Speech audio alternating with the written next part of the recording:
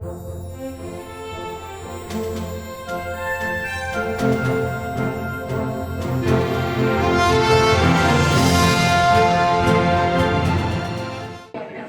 मातारी के जो मातारी भाखा है ओला हमन अपन गीत के माध्यम से लगातार प्रस्तुत करत हन ताकि अवैया जो पीढ़ी है वो हमार भाखा के महत्व वाला समझ सके।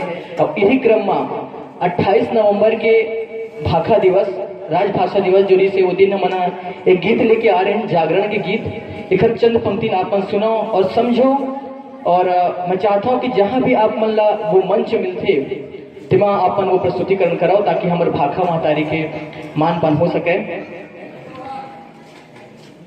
मैं महतारे भाखा पिराले कलहरावत हो ऐसन।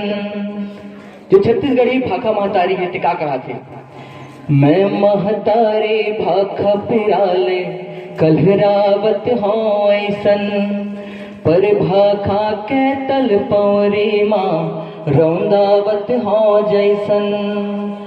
मोर सबद के पाना झरत है,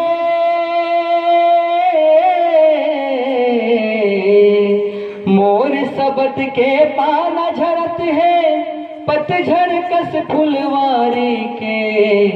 मैं चाहत हो मोला बचा लो चिन्हरो महतारी के।